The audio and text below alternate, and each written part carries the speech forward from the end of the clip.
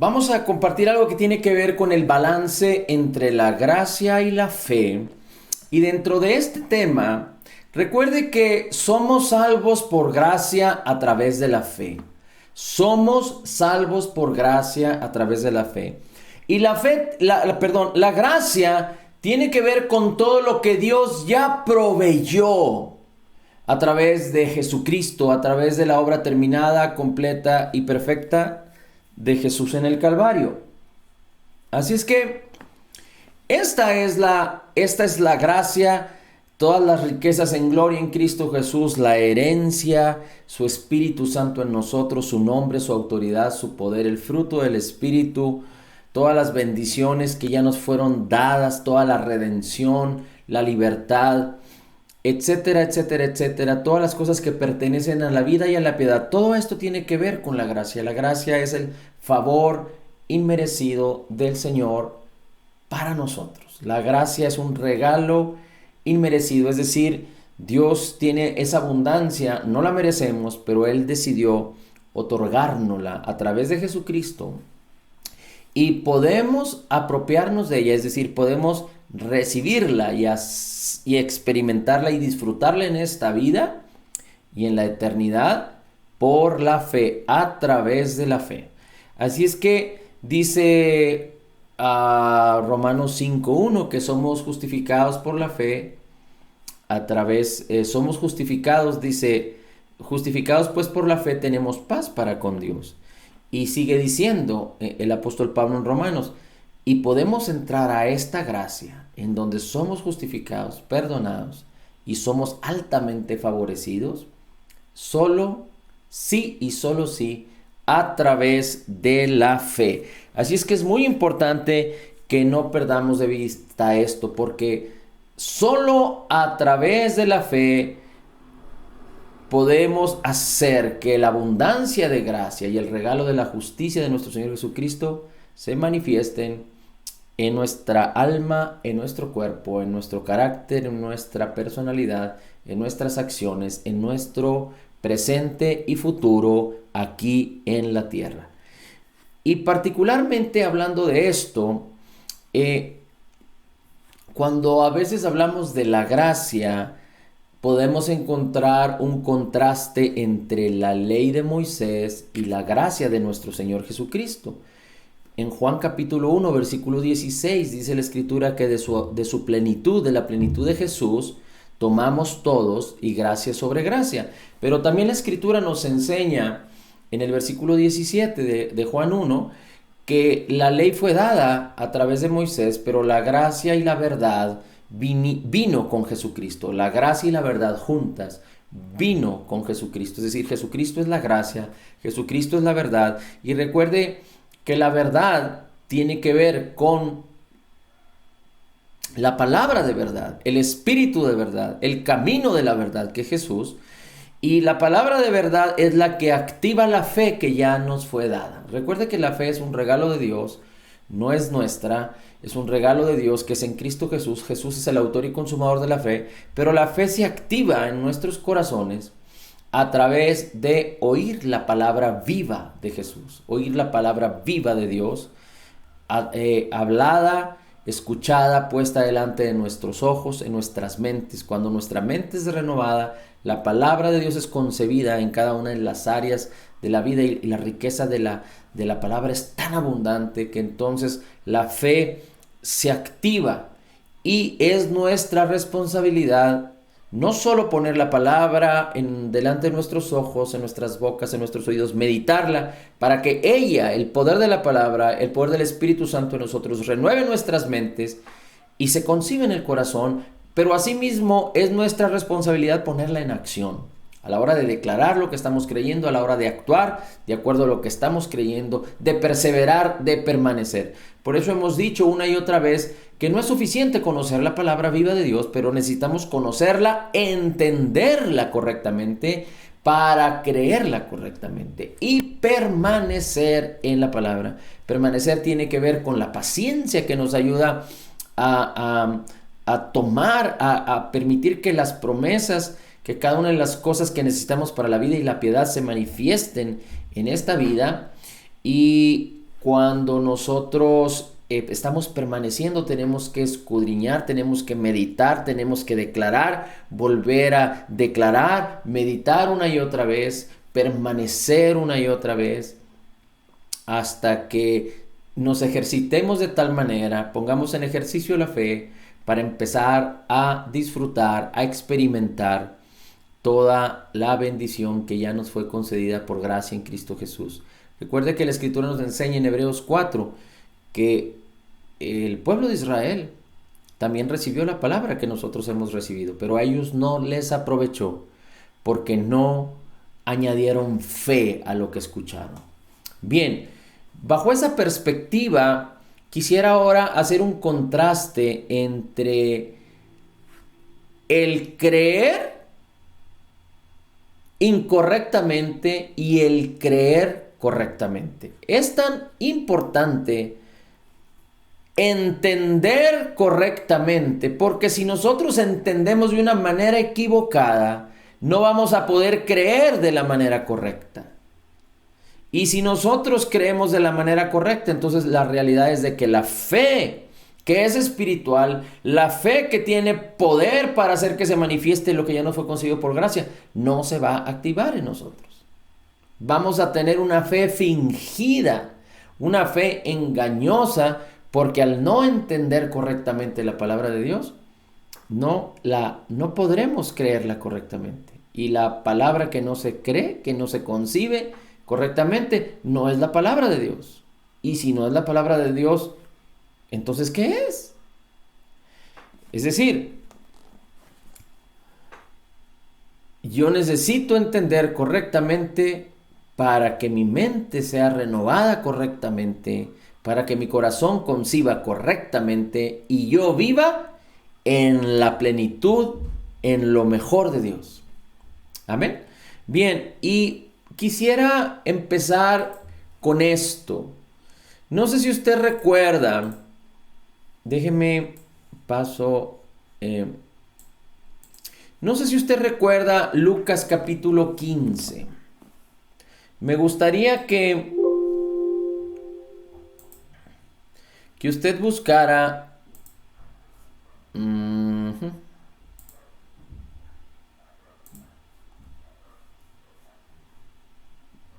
permítame,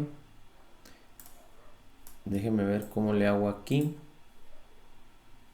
Bueno, Lucas capítulo 15, versículo 20. En Lucas capítulo 15 usted puede recordar y lo puede quizá volver a leer en su casa acerca del hijo pródigo. Esta es una historia muy conocida. Y Lucas capítulo 15,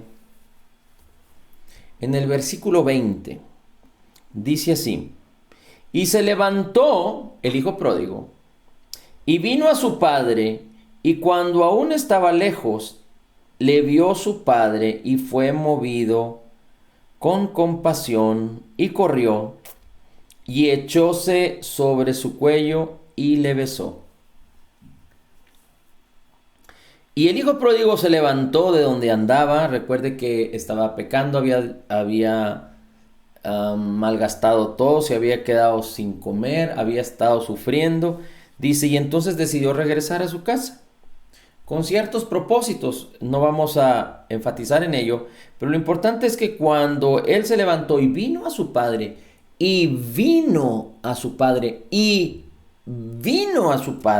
su padre lo vio cuando aún estaba lejos y fue movido con compasión. Y entonces el padre corrió hacia el hijo, se echó sobre su cuello y lo besó. ¿Por qué es importante este versículo? Porque no sé si usted recuerda otro versículo que viene en Juan 10:10. En Juan 10:10 el Señor Jesucristo nos enseña que el ladrón no vino sino para hurtar, matar y destruir.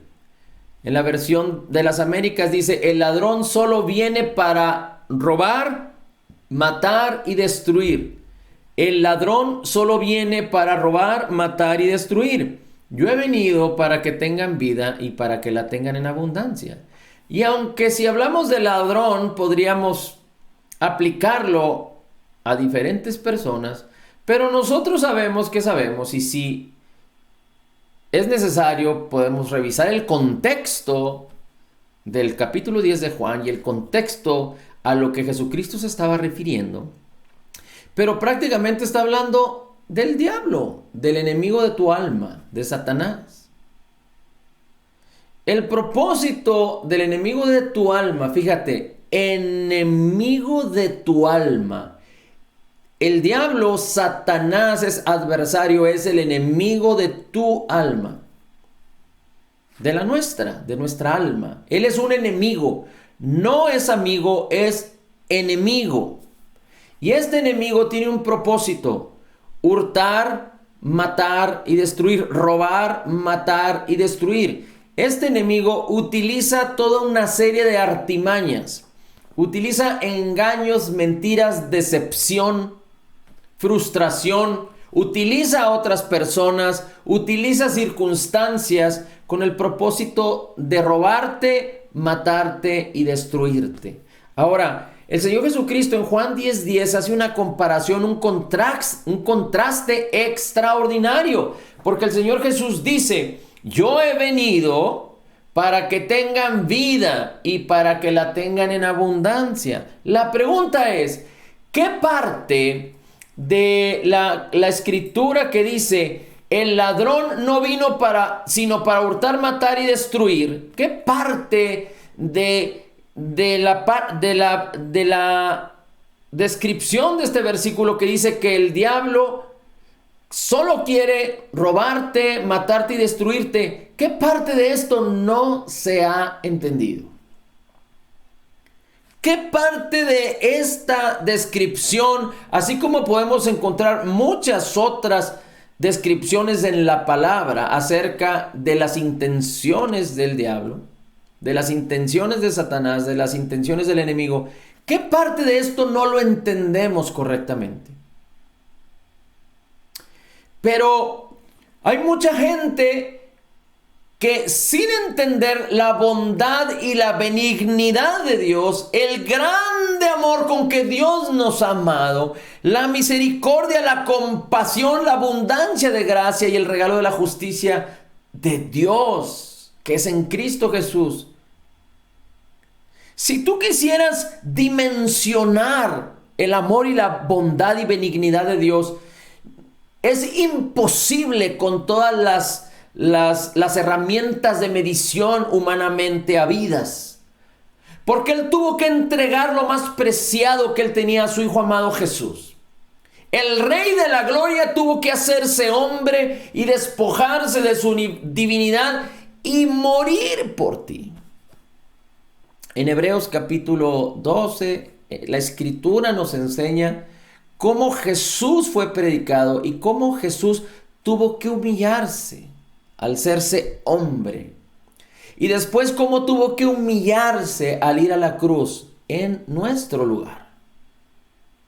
Así es que no podríamos medir esta grandiosa y extraordinaria manifestación de amor. Lo único que podemos hacer es creerla y recibirla. Porque si quisiéramos concebir el volumen, por decirlo así, la cantidad de agua que hay en los océanos, pues difícilmente podríamos imaginarnos.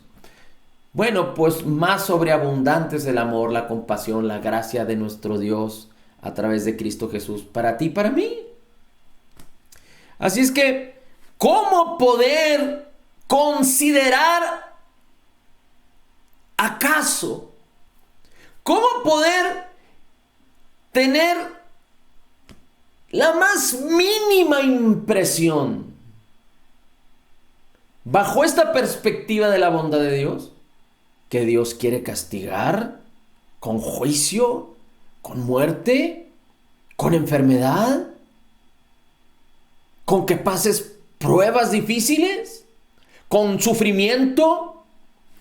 ¿Cómo es posible que podamos tener un poquito de imaginación y dirigirnos hacia estas características de Dios, dejando de concebir la gran bondad de Dios. Que Dios es bueno en todo tiempo. Si Dios es bueno en todo tiempo, ¿cómo es posible que nosotros pudiéramos imaginar que Dios quiere que suframos castigo, juicio, enfermedad, dolor, sufrimiento? ¿Cómo es posible? Pero antes bien, hay un enemigo de nuestras almas al cual necesitamos aborrecer, al cual necesitamos resistir, sujetos al Señor, sujetos a la verdad, y resistir al diablo, resistir la maldad, resistir la mentira y los engaños, la enfermedad, la escasez, la pobreza, la maldición, las mentiras, los sufrimientos, los dolores, la depresión.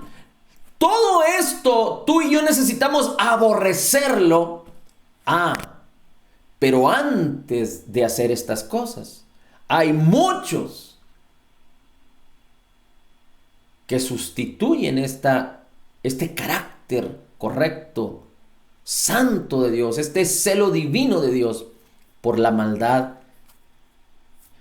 que hay a quienes se les ocurre empezar a juzgar a otros como si Dios fuera un Dios escaso de compasión y misericordia.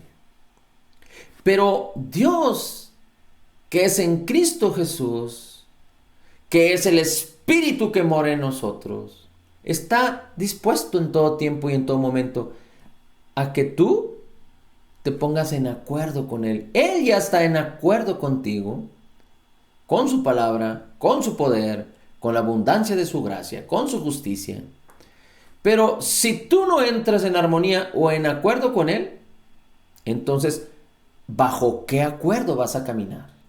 En el acuerdo hay poder.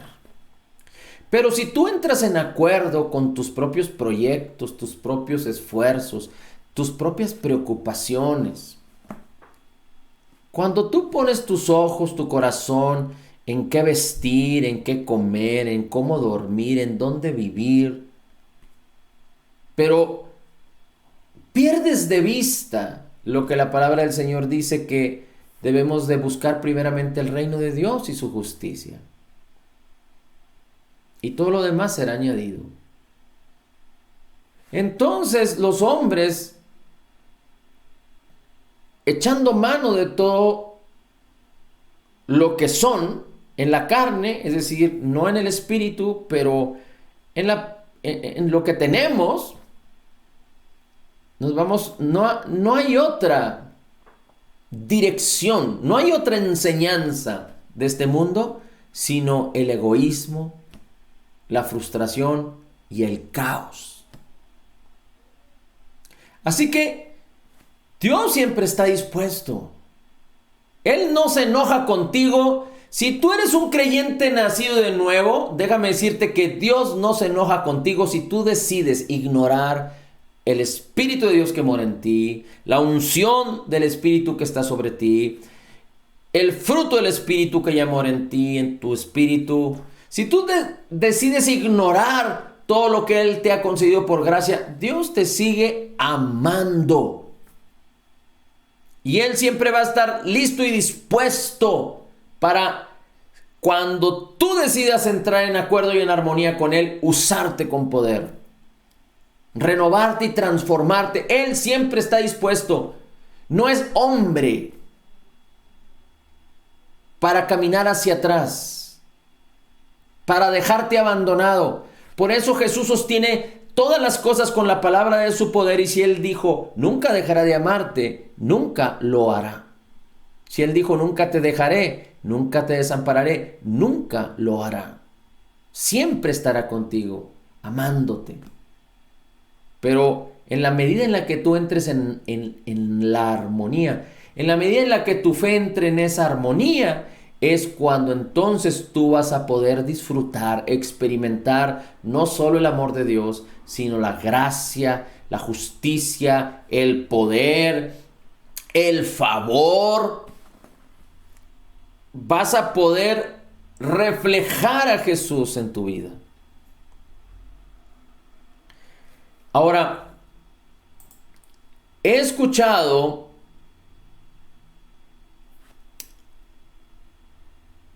algunas expresiones de la Escritura.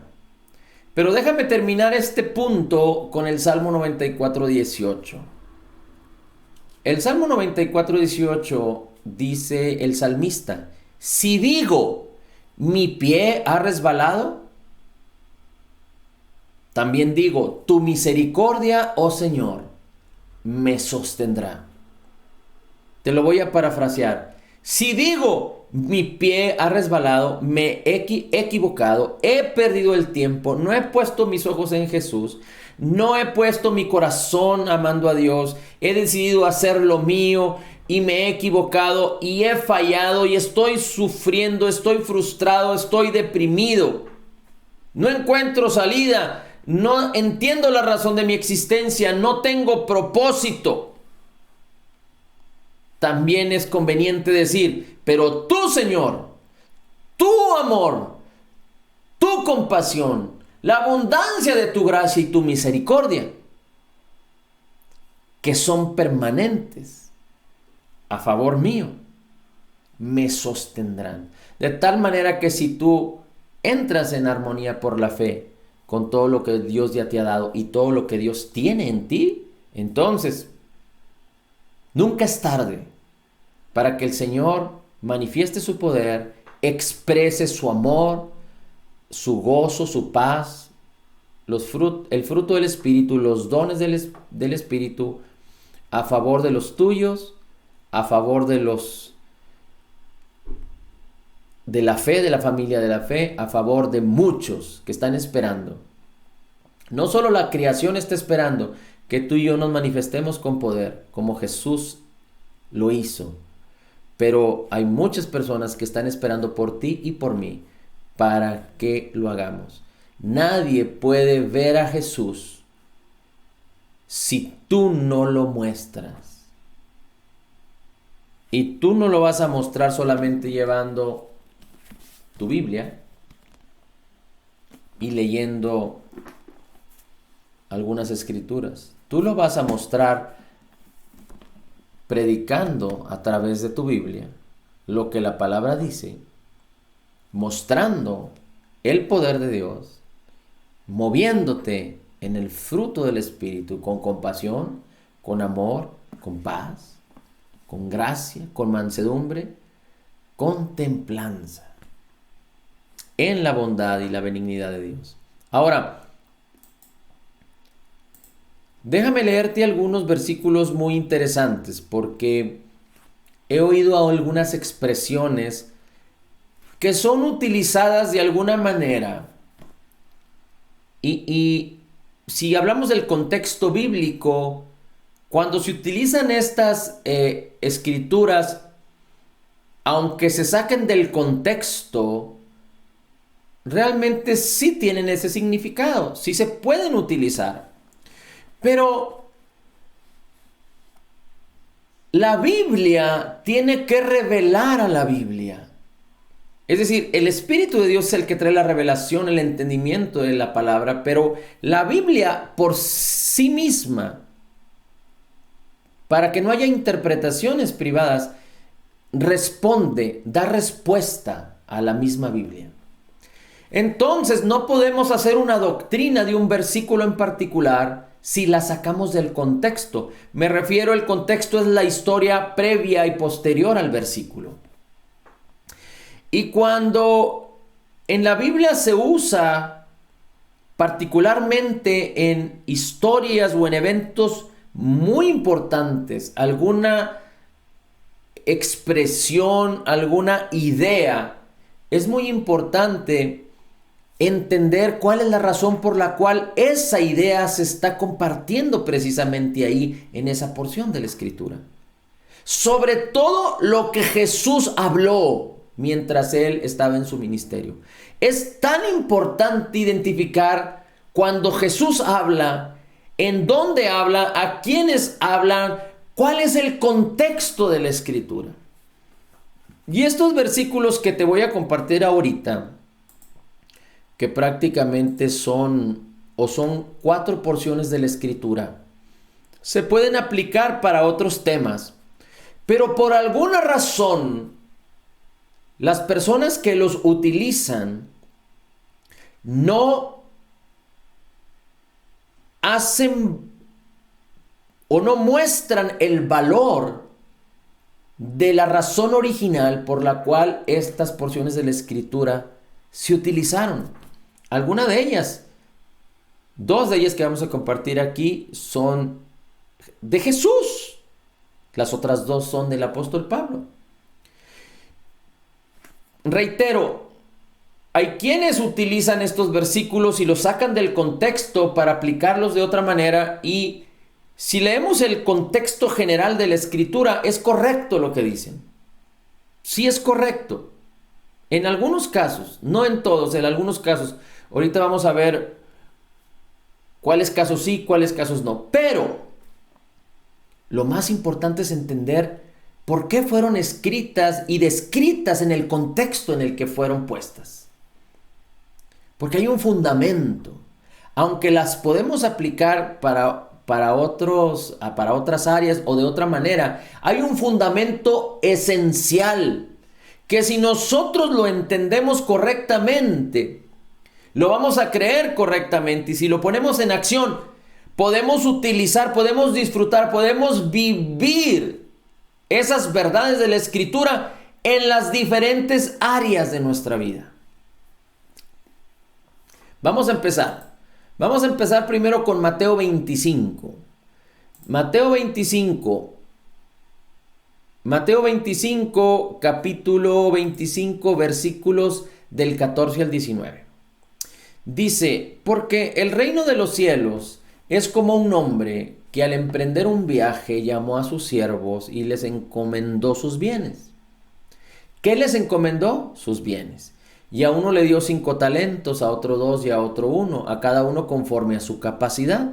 Y se fue de viaje. Dice, el que había recibido 5 talentos, enseguida fue y negoció con ellos y ganó otros 5 talentos. Asimismo, el que recibió 2 talentos ganó otros 2. Pero el que había recibido 1 fue y cavó en la tierra y escondió el dinero. Y después de mucho tiempo vino el señor de aquellos siervos y arregló cuentas con ellos. Si seguimos leyendo, dice la Escritura, versículo 20, llegando el que había recibido los 5 talentos, cuando vinieron a darle cuentas al Señor, trajo 5 talentos diciendo, Señor, me entregaste 5 talentos, mira, he ganado otros 5 talentos. Buen siervo fiel, en lo poco fuiste fiel, sobre mucho te pondré. Entra en el gozo de mi Señor. Llegando también el de 2 talentos, dijo, Señor, me entregaste 2 talentos, mira, he ganado otros 2. Y le dijo, Señor, bien, siervo bueno y fiel. En lo poco fuiste fiel, sobre mucho te pondré. Entra en el gozo de tu Señor. Ahora, yo quiero poner esto en perspectiva. Primero, está hablando de bienes y de talentos. Hay quienes lo utilizan para muchas cosas y, como he dicho, se puede aplicar para diferentes áreas, pero el fundamento por el cual fue descrito aquí por el Señor Jesús está hablando de bienes.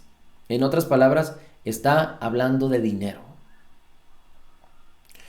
Y ahorita vamos a ver en el versículo que sigue, dice, pero lo otro que quiero decirte es que dice, siervo bien, siervo bueno y fiel. Bueno y fiel. La bondad y la fidelidad tienen que ver con el fruto del Espíritu. La bondad tiene que ver con la manera de no hacer las cosas con rudeza, pero hacer el bien a favor de los demás. La fidelidad tiene que ver con confianza, pero también con imagen. Con hacer exactamente como otro haría. En este caso, el de los 5 talentos y el de los 2 talentos hicieron como su Señor hubiera hecho. Fueron fieles a la manera de pensar, a la manera de actuar de su Señor. Ahora, si tú te acuerdas, no lo vamos a ver ahorita, pero la Escritura está llena de estas expresiones del mismo Señor Jesucristo. Lo puedes encontrar en Juan 14. de una manera específica. Pero el Señor Jesucristo dice que Él, las cosas que hacía eran las cosas que veía del Padre. No hacía sus propias obras, sino las mismas obras del Padre. Es decir, en el Espíritu el Señor concebía, tenía una comunión tal con el Espíritu de Dios, de tal forma que Él sabía, concebía y veía las cosas que hacía el Padre. Y Él era un fiel representante del Padre en la tierra. Era importante que fuera esto. Era importante que Jesús hablara del Padre, no podía hablar de sí mismo. Pero manifestaba, mostraba al Padre en sí mismo. Estos dos siervos mostraron el carácter, la sabiduría de su Señor, el Señor que les dio los talentos. La mostraron en las cosas que hicieron, cómo actuaron, en bondad y en la misma imagen, en confianza y en la misma imagen, de la misma manera. Pero vamos a ver el último siervo. Dice: pero llegando el que recibió uno, dijo: yo sabía que eres un hombre duro, que ciegas donde no sembraste y recoges donde no esparciste. Y tuve miedo, y fui y escondí tu talento en la tierra. Mira, he aquí tú tienes lo que es tuyo. Pero su señor respondió y le dijo: siervo malo y perezoso. Siervo malo y perezoso. ¿Sabías que ciego donde no sembré y que recojo donde no esparcí? Debías haber puesto mi dinero en el banco, y al llegar yo hubiera recibido mi dinero con intereses. ¿De qué está hablando? ¿Los talentos de qué están hablando? De dinero. Por lo tanto, quítenle el talento, dénselo al que tiene 10 talentos, porque todo el que tiene más se le dará y tendrá en abundancia. Pero el que no tiene, aún lo que tiene se le quitará. Y este siervo, dice la Escritura, que el Señor lo define como malo y perezoso. Contrario a la bondad, malo, porque no actuó a semejanza de su Señor. Y perezoso, no hizo como debió haber hecho. Y le quitaron lo que tenía. Perdió lo que tenía. Ahorita vamos a ver un poquito más adelante esto, pero lo que quiero decirte es que la fidelidad empieza con el dinero. La confianza empieza con el dinero. Dice: si en lo poco fuiste fiel, si en lo poco fuiste igual que como tu padre, o te lo voy a parafrasear a nuestro tiempo: si en lo poco fuiste fiel como el Señor Jesús, como lo haría Jesús, entonces, dice, serás puesto sobre más. Ahora, ¿qué es lo que te pone? ¿Quién es quien te posiciona a ti y a mí en diferentes estaturas? Como estos hombres que fueron puestos, o como el Señor Jesús dice en esta historia, en esta parábola, donde dice que si eres fiel en lo poco, serás puesto sobre más. ¿Quién te posiciona? Bueno, Dios no está deteniendo y no deteniendo para ponerte y no ponerte. Sabemos que el poder de Dios es el que opera, lo sabemos.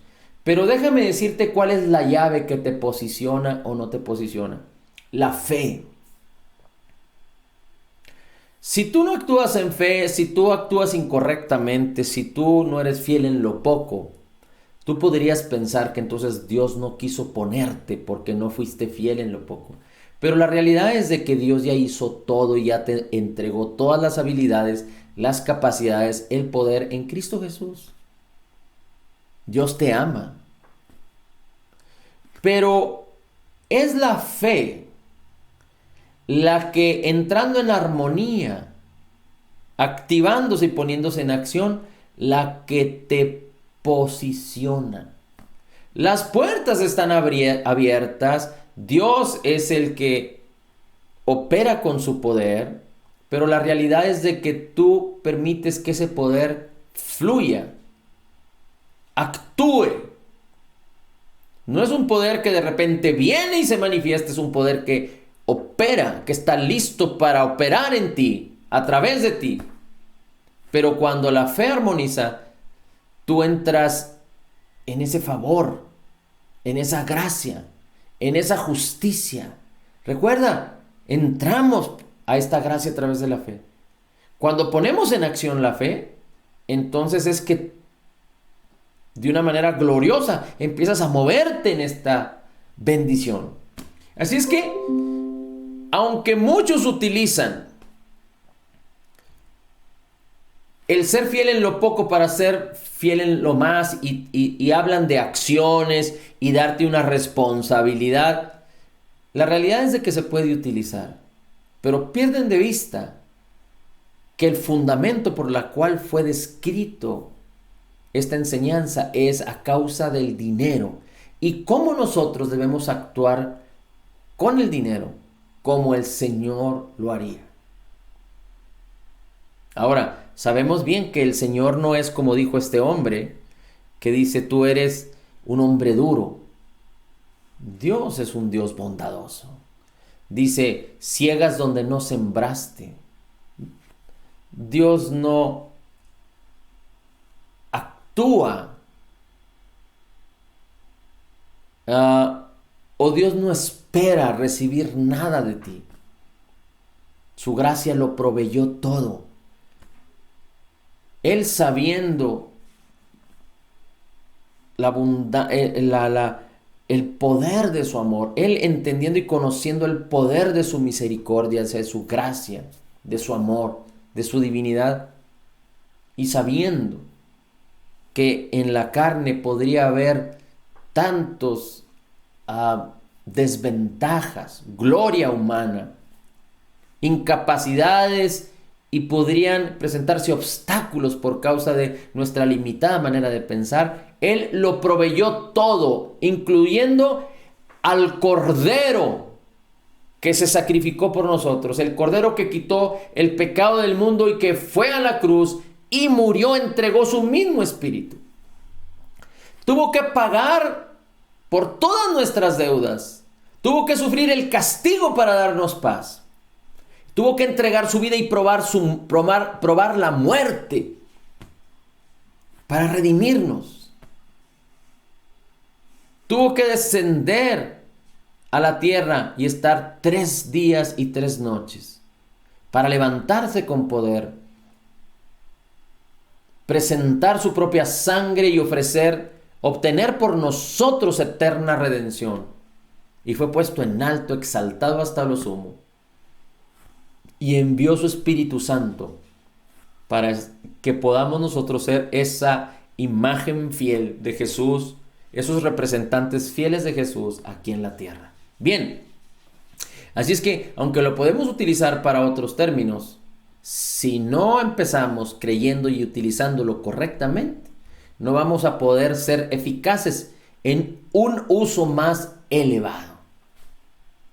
Porque si yo no entiendo correctamente el ser fiel, actuar en bondad, recuerda que la manera en la que tú puedes aprovechar, la manera en la que tú puedes recibir tu cosecha abundante en esta tierra es cuando tú bendices con el dinero, aún a las personas que te maldicen, aún a tus enemigos. Cuando tú tratas a los demás, independientemente cómo te traten a ti, cuando tú tratas o cómo tratas a los demás, en bondad y benignidad respecto a los dineros o al dinero, haciendo el bien para con ellos, porque tú entiendes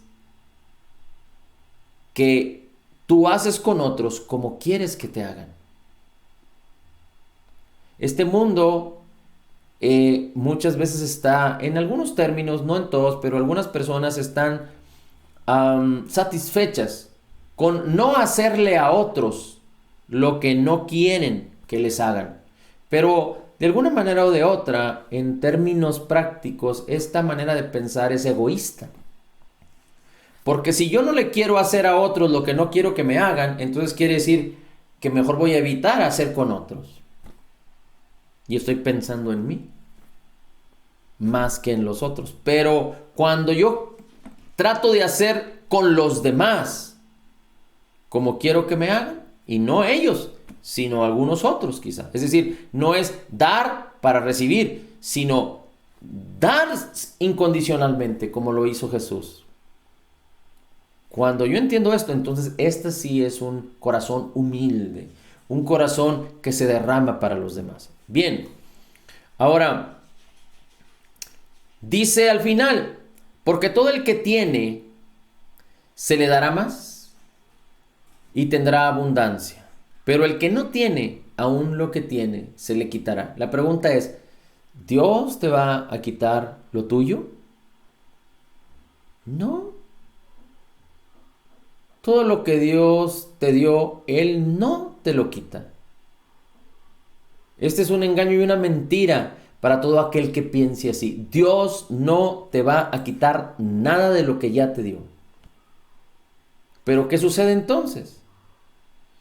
Que cuando tu fe no está en armonía, no está activa, no está funcionando, caminando en esta dirección, de acuerdo a la palabra y la fidelidad del Señor, es decir, tú no estás actuando en fidelidad, en la misma imagen de Jesús, en la bondad, entonces tu fe no va a poder sostener, tu fe no va a poder apropiarse, tu fe no va a poder hacer que tú disfrutes y experimentes la bendición en esta vida o en áreas de tu vida. Y entonces tú mismo vas a permitir que el diablo venga a robarte, a hurtarte, a destruirte. No solo en el dinero, sino en cualquier otra de las áreas. Ahora, vamos a ir ahora a Lucas 16:9. Usted seguramente recuerda esta porción de la Escritura donde nos enseña que fuimos llamados a ser mayordomos. No somos dueños. Aunque este mundo enseña lo contrario, nosotros no somos dueños de lo que tenemos, somos mayordomos. Y cuando nosotros lo entendemos, caminamos en fe. Y cuando lo hacemos, todas las cosas cooperan para bien. Pero cuando no lo entendemos, la fe no entra en armonía, la fe no se activa, la fe no opera. Y si la fe no opera, lo de Dios sigue ahí, pero no podemos usarlo a nuestro favor ni al favor de los demás. Y entonces viene el estrés, vienen las dificultades, vienen los problemas. Y dice Lucas 16, capítulo 16, versículos 9 al 13. Yo os digo, dice el Señor Jesús, haceos amigos por medio de las riquezas injustas, para que cuando falten os reciban en las moradas eternas.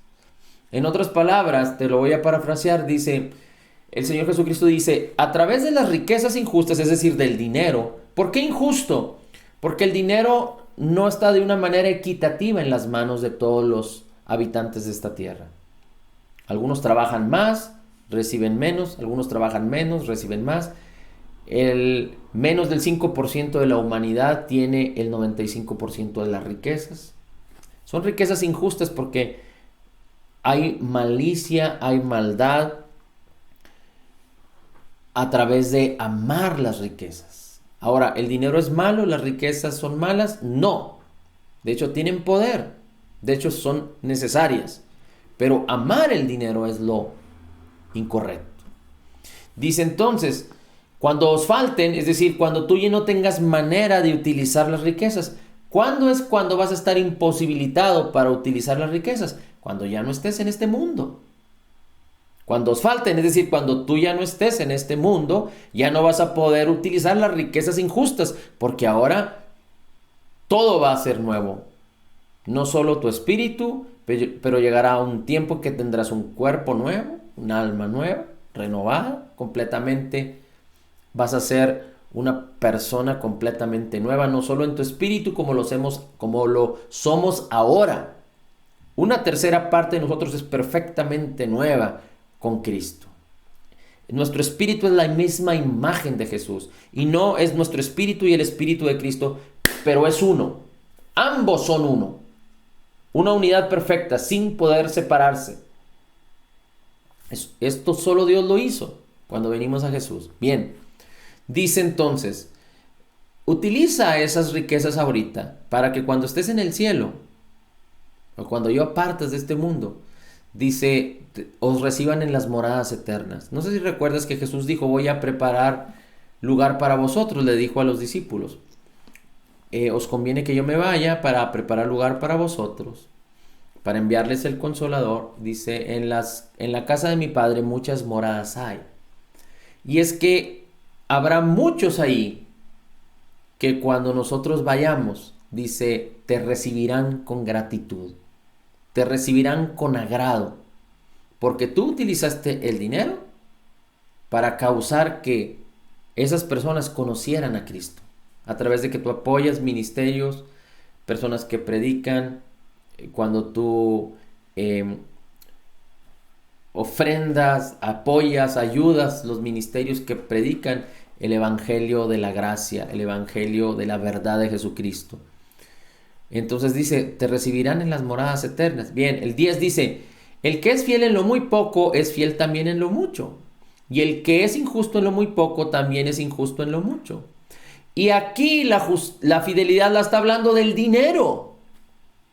Y la fidelidad dice, el que es fiel en lo muy poco, que es, lo muy poco es el dinero, será fiel en lo mucho. Y no está hablando de más dinero, no, está hablando de otras cosas más importantes que el dinero.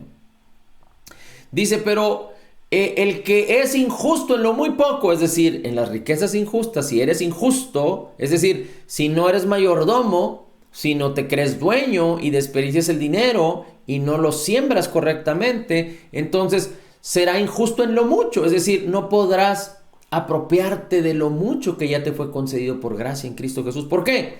Porque la fe no está entrando en acción.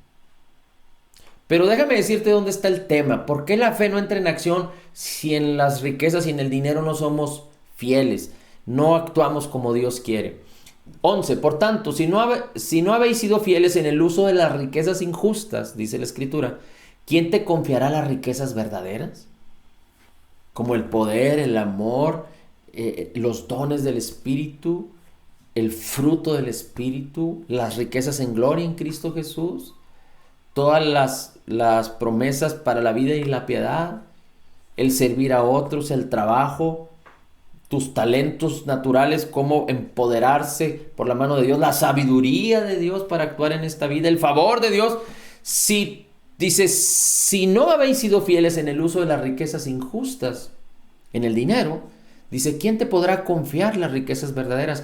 Y aunque por gracia Dios te dio todo y está en tu espíritu, pero si tú eres fiel o si las personas son fieles en el uso de las riquezas injustas, en el dinero, entonces su fe no va a poder entrar en esa solidez, en esa armonía, porque lo más básico que es el uso del dinero no se entiende y va a haber carencias en la fe, no por la fe en sí, sino carencias en la manera de entender.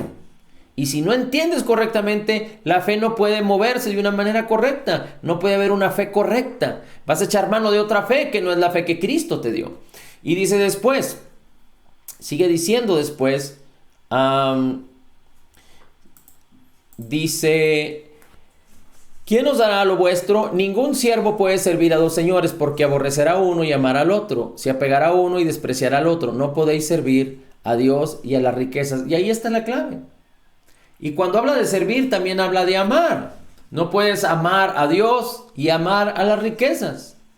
O amas a uno o amas al otro. Y el problema de este mundo, y el problema de muchos cristianos también, es que por causa de amar las riquezas, inconscientemente, es porque a veces no se entiende. ¿Cómo sabes que amas las riquezas? Cuando pierdes algo que tiene valor, que te costó, y te dueles. Cuando das algo a otros por obligación, por necesidad y te dueles, significa que esas cosas, las riquezas, tienen valor. Y a lo mejor pudieran tener más valor que Dios. Yo te diría como el apóstol Juan, de una manera parafraseada. ¿Cómo puedes decir que amas a Dios, a quien no ves, cuando a las riquezas que tienes en tus manos, no haces con ellas como Dios haría? En este caso, amar a Dios y amar a nuestros hermanos va en la misma dirección. Amar a los hermanos evidencia que amas a Dios.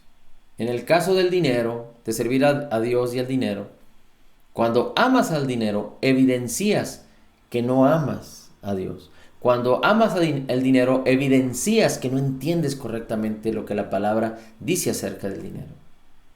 Así es que tú puedes utilizar la fidelidad en lo poco y en lo mucho para cualquier otro propósito. Pero si no has entendido que el Señor Jesús, cuando habló de ser fieles, hablaba de ser confiables o ser a la imagen de cómo tú harías como el Señor ha decidido en el corazón que los hombres deben hacer respecto al dinero. Primero, no amar el dinero, sino amar a Dios. Y sirviendo a Dios, puedes utilizar el dinero para hacer como Dios ha decidido hacer. Si no se comprende eso y no se entiende, la fe no va a poder entrar en acción de una manera contundente para que tú puedas experimentar y beneficiarte de todo lo demás. Y discúlpame, pero así es. Cuando alguien se ofende porque se habla de estas cosas del dinero, es porque entonces no ha entendido correctamente el corazón de Dios respecto a esto. Cuando alguien se ofende, cuando se habla de la gracia y de que Jesús ya pagó por todos nuestros pecados pasados, presentes y futuros, y que simplemente por el hecho de aceptar el pago de Jesús en la cruz, la gracia te va a liberar del pecado y ya no tienes que lidiar con el pecado. Pero cuando alguien se ofende porque se predica eso, es que no han entendido la gracia de nuestro Señor Jesucristo. Y aquel que entiende la gracia y recibe la gracia va a poder vivir libre del pecado. El temor de muchos es que necesitan tener la condenación y la culpa para sentirse seguros respecto al pecado. Pero eso es completamente incorrecto. Eso es anticristiano. Es más, el espíritu del anticristo es el que quiere moverse en ese aspecto. Porque Dios no nos ha llamado a los creyentes nacidos de nuevo a ser conscientes de nuestro pecado. Pero Él nos llama a que tengamos memoria de Él y de su obra terminada, completa y perfecta. Asimismo, el Señor no quiere que estemos preocupados ni que estemos conscientes del dinero y de qué hacer con el dinero y qué comprar con el dinero y cómo hacerle para que el dinero rinda y pensar en nuestros propios anhelos egoístas. Pero el Señor quiere que pongamos nuestros ojos en el reino de Dios y su justicia y todas las demás cosas que tengamos que hacer con el dinero vendrán por añadidura. Cuando a alguien le duele el dinero y siente que es dueño del dinero, el dinero se va a convertir en un señor odioso que te va a maltratar, que te va a causar tanto estrés, que te va a causar tantas desilusiones y tantas frustraciones. Hay gente que tiene tanto dinero que no sabía qué hacer con su vida. Lo ha probado todo y se sienten vacíos. Y han encontrado en el dinero un dueño, un señor que los maltrata, que los estresa, que se los está acabando. Y aunque en lo natural, en lo carnal, en lo humano podríamos decir, esto es incongruente respecto, si tienes mucho dinero, ¿por qué hablar de la destrucción? ¿Por qué hablar de hurtar, matar y destruir? Pero tú sabes que con el dinero no compras la salud. Tú sabes que con el dinero no compras la felicidad. Tú sabes que con el dinero no compras la sinceridad de amigos, el amor, la amistad. Y tú sabes que cuando no estemos en este mundo, no llevaremos el dinero. Así es que es muy importante que entendamos esto respecto a la fidelidad. Y reitero, si no activas tu fe en estos puntos, vas a sufrir estrés. No porque Dios te quiera quitar lo que ya te dio, sino porque el creyente que no entiende estas cosas simplemente está permitiendo que el diablo venga a hurtarle, a matarle y a destruirle. Porque la fe es la que produce vida. La fe obra por el amor. La bondad de Dios es la que te guía al arrepentimiento y causa que tú te apropies por la fe de lo que Dios ya te concedió por gracia en Cristo Jesús. Pero cuando esta falta y cuando por causa de nuestro equivocado entendimiento actuamos de una manera incorrecta, entonces la fe no puede ayudarnos, la fe no puede servirnos, la fe no puede hacer que se manifieste la sabiduría, la gracia, el poder de Dios. Y entonces nosotros mismos vamos a quedar vulnerables. Y cuando no entendemos correctamente, recuerda, el diablo viene, roba la palabra, y entonces esa palabra no produce fruto. Y si Dios te dijo, lo que vamos a ver enseguida en Filipenses, y si tú no lo crees correctamente, entonces no vas a poder vivirlo. Dice el apóstol Pablo en Filipenses 4, 10 al 19. Y aquí es donde muchos utilizan también estos versículos fuera del contexto. Estos versículos tienen un contexto definido y tienen que entenderse correctamente. Dice el apóstol Pablo, Filipenses 4, versículos 10 al 19. Me alegré grandemente en el Señor de que ya al fin habéis reavivado vuestro cuidado para conmigo. Los filipenses estaban supliendo económicamente a Pablo. Dice, en verdad, antes os preocupabais, pero os faltaba la oportunidad.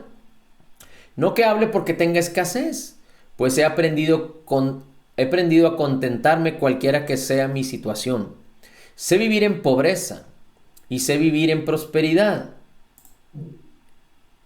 O hay otras versiones que dicen sé vivir humildemente. Es decir, Dios no te limita, pero tenemos que ser sabios, no debemos dejar dominarnos por las cosas.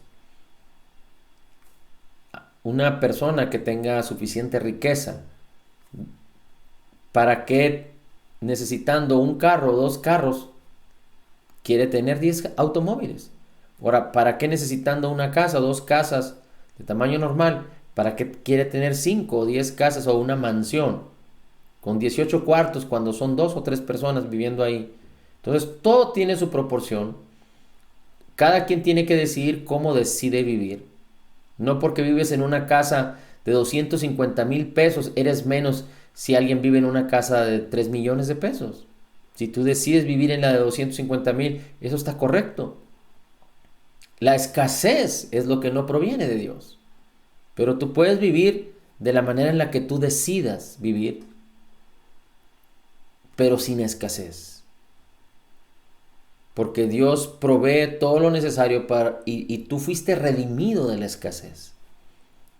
Amén. Así es que dice el apóstol Pablo, sé vivir en humildad, sé vivir en prosperidad. Es decir, de varias maneras lo sabía vivir el apóstol Pablo. Dice, en todo y por todo he aprendido el secreto tanto de estar saciado como también de tener hambre, de tener abundancia como sufrir necesidad. Y aquí es importante que entendamos el entendimiento de Pablo. Pablo no está diciendo, no es que el apóstol Pablo dice que tenemos que sufrir necesidad y entonces 1 año, 2 años, 3 años haciendo sufrir a la familia por causa de que teniendo manos para trabajar, no queremos trabajar. Teniendo sabiduría para aterrizar algunos proyectos, no lo hacemos. Somos negligentes. Y estoy hablando en general. Es muy, y lo voy a decir con mucho respeto, pero con la intención de que si alguno me escucha más adelante o me ve, pueda meditar o discernir esto, que el Espíritu de Dios te hable. Pero hay muchas personas que están sirviendo a Dios, compartiendo la palabra, de alguna manera o de otra, con posiciones de autoridad o no, pero hay muchas personas que viven con mucha escasez. y con mucho sufrimiento y hacen sufrir a sus familias. Porque como se dedican solo a la palabra y no utilizan sus manos o su sabiduría para algún negocio, para algún trabajo, para poder suplir lo que su familia necesita, a veces no tienen ni lo suficiente para sus familias. Y si dijéramos que ellos están usando sus manos, su cuerpo y todo su ser para ministrar y predicar la palabra, pues yo no tendría ninguna objeción. Porque si en un trabajo o en una actividad laboral, aquellos que lo hemos hecho, podemos dedicar hasta 8, 10, 12 horas, 15 horas en actividades laborales de lunes a viernes y quizá otros hasta los sábados, pues alguien que predica la palabra, que enseña la palabra, que instruye la palabra, que ministra la palabra, que discipula gente, que enseña gente, que pastorea, etcétera, etcétera. Pues yo creo que alguien que estaría de tiempo completo, tendríamos que decir que debería estar 8, 12, 15 horas haciendo esto. Digo, de una manera adecuada, sabia, instruyéndose, buscando al Señor, aprendiendo sabiduría, ministrando. Pero si hay alguien que no, en estos términos, no está viviendo, sino que tiene mucho tiempo disponible. Yo he escuchado testimonios de líderes o pastores que han estado en esta situación. Tengo el testimonio muy cercano de uno que vivió, no sé, 5, 10, 15 años en la escasez total. Porque en su mal concepción del entendimiento, él fue enseñado a que el siervo del Señor tenía que dedicarse al Señor y no podía hacer nada con sus manos. Y yo no estoy hablando en contra de ello.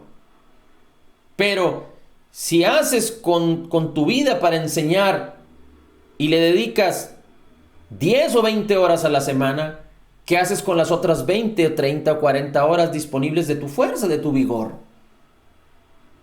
Y yo recuerdo que este hombre decía, hice sufrir a mi esposa por esta religiosidad o esta manera incorrecta de pensar. Y entonces tuve que ponerme a trabajar. Y no lo hizo mucho. Creo que lo hizo un tiempo muy corto para suplir sus necesidades. Y entonces Dios lo liberó de esa esclavitud de la escasez. Y entonces pudo dedicar su vida de lleno al ministerio. Y entonces empezó a fluir en la prosperidad de Dios porque empezó a dar. No solo su tiempo, su predicación, su dinero, a invertir su dinero en el reino. Y Dios lo prosperó de una manera gloriosa. Yo digo estas cosas en el afán de que no permitamos que la religiosidad o los engaños o las mentiras del enemigo causen que nosotros mismos hagamos sufrir a nuestras familias por causa del dinero. No nos vamos a perder. No estoy hablando de perder nuestras prioridades. Mi prioridad es el Señor. Mi prioridad es Jesús. Mi prioridad es su amor con que me ama, es amarle a Él. Para un hombre casado, su segunda prioridad debe ser su esposa. Su tercera prioridad deben de ser sus hijos, su familia. Así están diseñados. Su cuarta prioridad debería ser cómo es que Dios va a proveer a través de su vida, de su trabajo, de lo que tenga que hacer para tener satisfacción, provisión en su familia. Y después, pues lo que tenga que hacerse con el ministerio. Y no estoy hablando de que porque tengamos que trabajar o porque tengamos que hacer un esfuerzo adicional para bendecir a nuestra familia, vayamos a dejar nuestra prioridad número 1, que es el Señor, o tengamos que dejar nuestra prioridad, que es nuestra esposa, o nuestra prioridad, que es nuestra familia, pero antes bien lo estamos haciendo en el nombre de Jesús por nuestra esposa y nuestra familia. Bien, vamos a seguir con este punto. Entonces dices el apóstol Pablo, sé vivir en pobreza, sé vivir en prosperidad, en todo y por todo he aprendido el secreto tanto de estar saciado como de tener hambre, de tener abundancia como de sufrir necesidad. Pero él está hablando por causa del evangelio. Pablo no tenía una responsabilidad familiar, pero Pablo estaba hablando particularmente de lo que estaba padeciendo por causa del evangelio.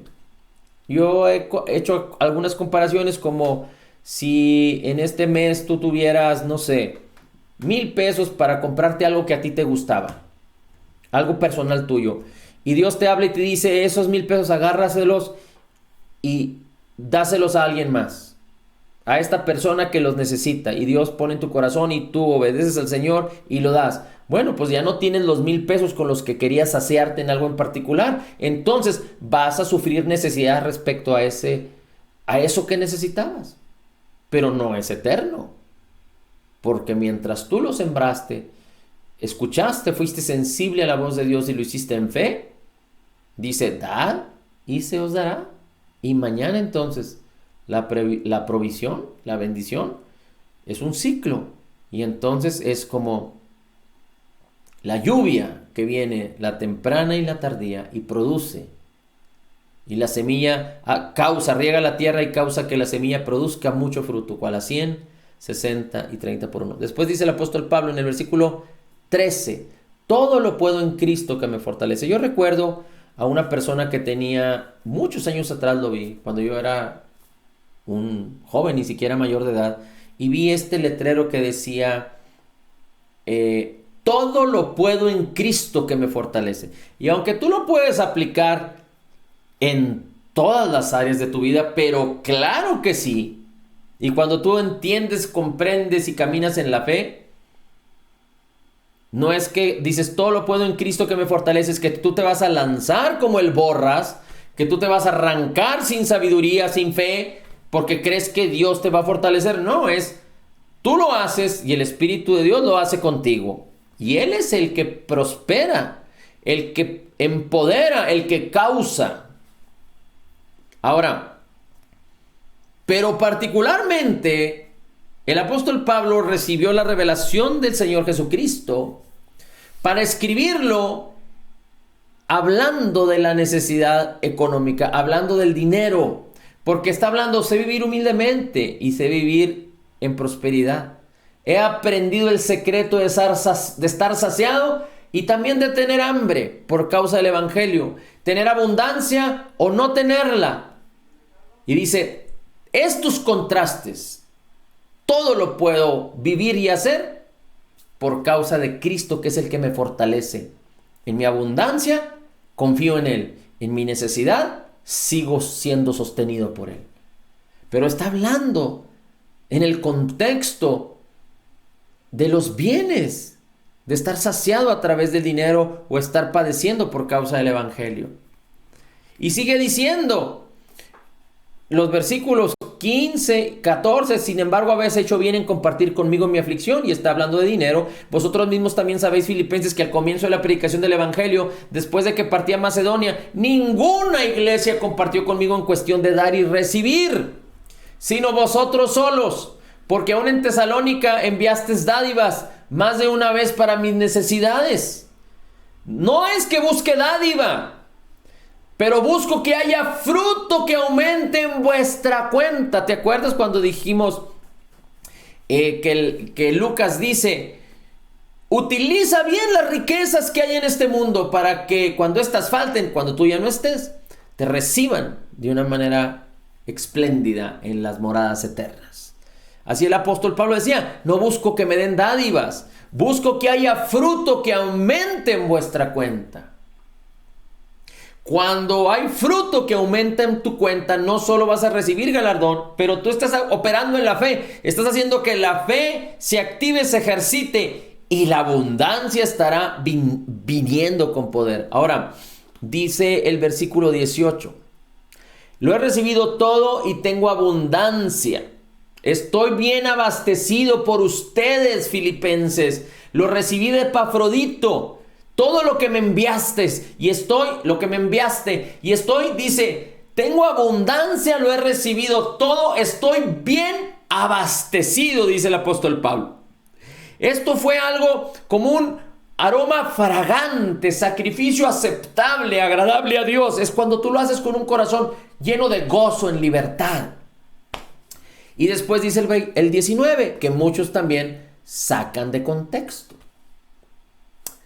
Oh Dios, ¿por qué las personas de repente sacamos de contexto la palabra y malinterpretamos?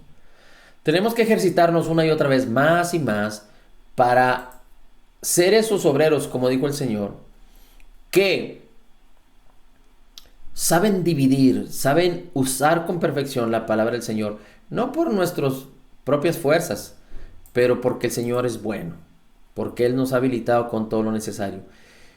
Versículo 19, y mi Dios proveerá a todas vuestras necesidades conforme a sus riquezas en gloria en Cristo Jesús. Hay otro versículo, ese mismo versículo dice en otra Biblia, en la versión Reina Valera, mi Dios pues suplirá todo lo que os falta conforme a sus riquezas en gloria en Cristo Jesús. Yo no te puedo predicar acerca de esto simplemente diciéndote este versículo. Porque el apóstol Pablo está hablando a gente que tenía cuentas a su favor. Estaban siendo fieles en el hecho de dar y recibir, como lo dice el versículo 15. Después de que partí, ninguna iglesia compartió conmigo en cuestión de dar y recibir. Ellos estaban actuando en fe, en libertad, en plenitud, a través de darle al apóstol Pablo, a través de dar al evangelio. Ellos eran los que estaban dando la dádiva para que Pablo estuviera abastecido y que tuviera abundancia. Y a esos que estaban actuando así, a ellos es el que el apóstol Pablo les dice, si ustedes tienen necesidad, el Señor Jesucristo, conforme a sus riquezas en gloria en Cristo Jesús, les proveerá. Y yo quisiera hacer este contraste en este versículo, porque la pregunta es, Dios no quiere que tú quites el pan de tu boca y que hagas sufrir tu vida y tu familia para darle a otros. Pudiera haber eventos excepcionales. Por ejemplo, vamos a suponer que yo tenga toda la comida sin problema de esta semana, pero alguien tiene necesidad un día en particular. No hay ningún problema porque yo agarro, al menos estoy hablando de mí, agarro la comida de ese día para mí y la ofrendo a esa persona que necesita y que no tiene. Y yo no tengo ningún problema por ayunar un día, o ayunar 2 días, o 3 días, o comer muy poquito con tal de servir a otros. Y esto no necesariamente va a ser continuo o constante. Si tenemos mucha virtud ahí, quizá Dios nos pueda usar en esos términos, pero bueno. Pero yo más bien quisiera entender esta escritura, porque cuando tú quieres bendecir a otros, cuando tú quieres bendecir el evangelio, cuando tú quieres bendecir al Señor acerca del dar y de recibir, va a haber una necesidad en ti de hacerlo. Y como yo he dicho, si tú deseas algo, deséalo en doble porción, para que lo que tú mismo desees lo puedas también regalar a otra persona que lo necesite. Entonces, yo tengo necesidad de hacer el bien. Y cuando yo entiendo que tengo la necesidad de hacer el bien y empiezo a hacerlo en la medida en la que puedo, con fe, entonces Dios va a suplir la necesidad que yo tengo de hacer el bien. Dios va a suplir la necesidad que yo tengo de hacer el bien para que haga más bien. Y aquí la palabra de 2 Corintios capítulo 9 versículo 8 se cumple, porque dice que el Señor, la abundancia de su gracia es poderosa para hacer que esté satisfecho, y aún tiene poder para que haya abundancia para muchas buenas obras. Y termino con esto. Gálatas 6 versículos 7 y 8. Y muchos, 7, 8, 9 y 10, muchos utilizan también esta porción de la escritura, la sacan del contexto. Y esta sí no se puede utilizar en cualquier contexto, porque podemos caer en un error doctrinal, en un error de la ley. Dice el Gálatas capítulo 6 versículo 7, no os engañéis, Dios no puede ser burlado. Todo lo que el hombre sembrare, esto también segará. Y muchos lo predican para decirte que si tú haces mal, estás sembrando mal y vas a cegar mal. Y no es así. Yo estoy de acuerdo que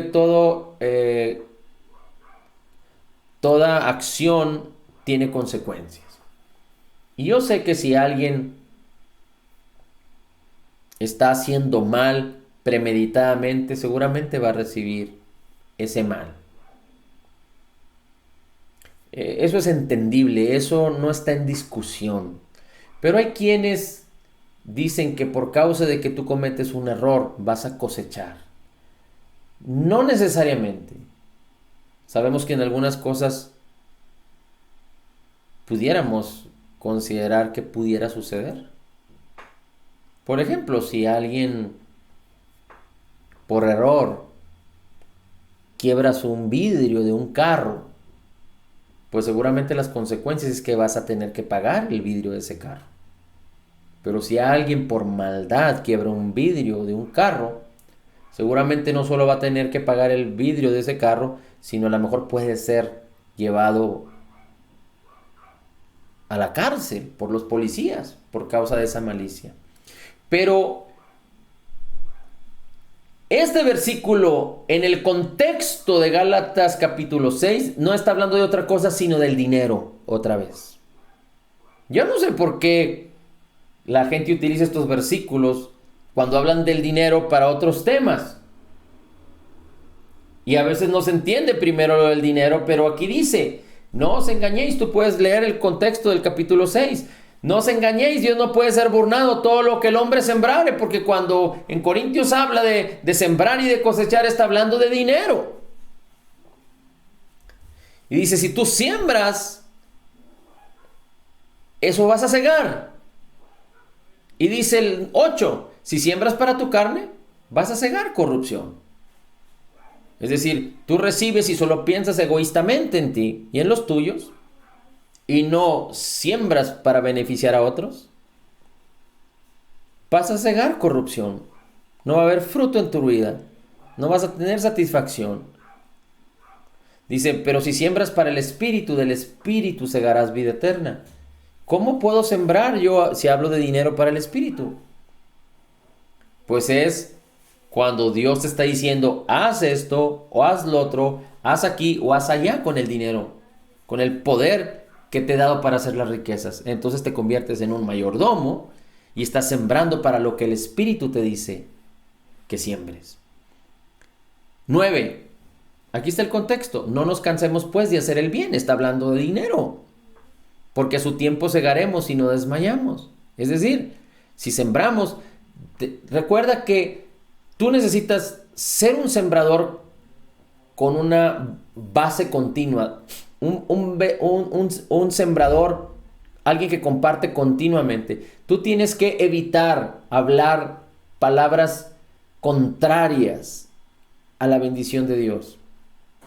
Negatividad, que no eres, que no tienes, juzgar a los demás. Debes de evitar juzgar eso, pero también tienes que empezar a actuar haciendo el bien. Aún a los que no tienen parte contigo, a los que no piensan como tú piensas. 10. Así que tengamos oportunidad y hagamos el bien a todos. Fíjate, aquí dice, hagamos el bien a todos y mayormente a los de la familia de la fe. Y mayormente a los de la familia de la fe. Así es que tenemos que aprender a hacer el bien. Tenemos que aprender a desatar, ejercitar la fe y no tener obstáculos. ¿Qué parte de estas escrituras con tanta sabiduría no entendemos? Que estamos imposibilitados para hacer el bien. ¿Por qué no nos ejercitamos haciendo el bien? Mi animación es que no eches esto en saco roto, como los sacos que se compartían antes. Dice que muchos, conociendo a Dios, en Romanos capítulo 1, no le dieron gracias, no le dieron gloria, no le dieron gracias, se envanecieron en su manera de pensar. Mira, el diablo vino para hurtar, matar y destruir. Y Jesús vino para que tengas vida en abundancia. Pero en la medida en la que tú no estés disfrutando de la vida y de la abundancia a la manera de Dios, en lo mejor que Dios te ha dado, en la fe, caminando en la fe y actuando en la fe, entonces tú estás permitiendo que el diablo esté listo para robarte y para destruirte. Así es que no hay términos medios. O camino en lo mejor de Dios, o quedo vulnerable a las cosas de la carne, a las cosas de este mundo. Así es que mi animación es que Dios es un Dios de amor. Él nunca te dejará, nunca te abandonará. Él siempre va a estar dispuesto en el momento en el que tú lo decidas. Pero es importante que no solo decidamos, sino que empecemos a crecer más y más, a fortalecernos, a madurar, a digerir la palabra, a ser fieles en lo poco para ser fieles en lo más, y ir caminando hacia arriba y entonces permitir que el propósito y la razón por la cual Dios nos tiene aquí se empiece a manifestar y a cumplir en cada una de nuestras vidas, permitiendo que muchos vengan al conocimiento de la verdad y que muchos crean en Cristo Jesús como Señor y Salvador y reciban el pago que el mismo Señor Jesucristo hizo por todos nuestros pecados. Señor, te damos a ti la honra, el honor y la alabanza. Bendecimos tu nombre y te exaltamos. Gracias, Señor Jesús. Gracias, bendito Padre. Gracias, Espíritu Santo, por estar con nosotros y nunca abandonarnos. Declaramos por la fe que somos totalmente perdonados, perfectamente justificados, altamente favorecidos, profundamente amados, grandemente bendecidos y más que vencedores en Cristo Jesús. Como Jesús es, así somos nosotros en este mundo. Señor, gracias porque tú nos has sanado ya. Gracias porque tú eres nuestro protector. Diré yo al Señor, esperanza mía, castillo mío, mi Dios en quien confío. Somos la justicia de Dios en Cristo Jesús. Amén, amén y amén.